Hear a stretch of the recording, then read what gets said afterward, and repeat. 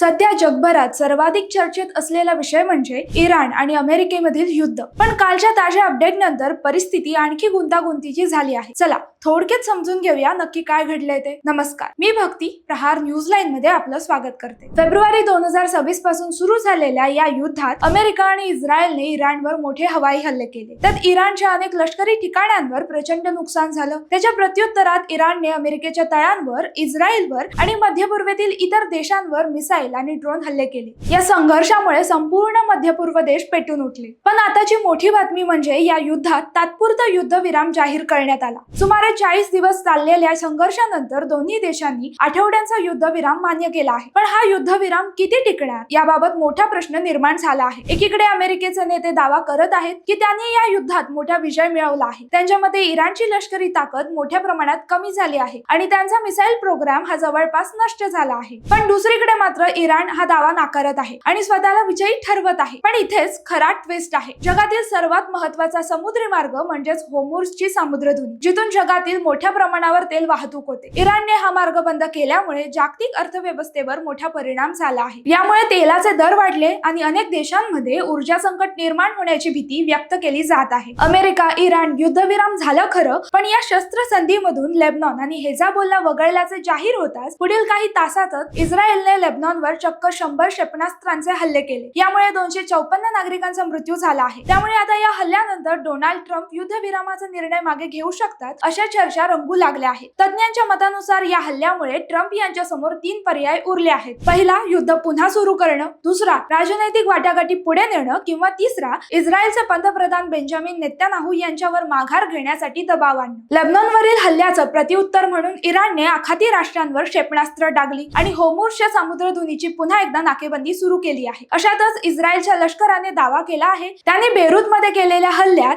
हेजबुल्लाहचे महासचिव नईम कासिम यांचे खासगी सचिव अली युसुफ हर्शी यांना ठार केलं। तसेच इस्रायली लष्कराने लेबनॉनवरील हल्ल्याचं स्पष्टीकरण देताना असं सांगितलं आहे की हा हेजबुल्लाशी संबंधित पायाभूत सुविधा आणि लॉजिस्टिक नेटवर्कला लक्ष्य करणाऱ्या एका व्यापक मोहिमेचा भाग होता। त्यामुळे आता परिस्थिती अशी आहे की एकीकडे युद्धविराम जरी जाहीर करण्यात आला असला तरीही लेबनॉन आणि हेजबोलावरील हल्ले मात्र अजूनही सुरूच आहेत। अमेरिकेने स्पष्ट केलं आहे की जर करार पाळला गेला नाही तर ते पुन्हा मोठे हल्ले करू शकतात, तर इराणही मागे हटायला तयार नाही। याच दरम्यान पाकिस्तान दोन्ही देशांमध्ये चर्चा घडवून आणण्यासाठी उत्सुक आहे। आता ही चर्चा यशस्वी झाली तर युद्ध थांबू शकतं, पण जर अपयशी ठरली तर परिस्थिती आणखी बिघडू शकते। त्यामुळे सध्या या युद्धाला फक्त काही दिवसांसाठी शिथिल करण्यात आलं आहे। हे युद्ध पूर्णपणे संपलेलं नाही। तुमच्या मते पुढे काय होईल? युद्ध पुन्हा सुरू होईल की कायमचा शांतता करार होईल? कमेंट मध्ये नक्की सांगा। धन्यवाद।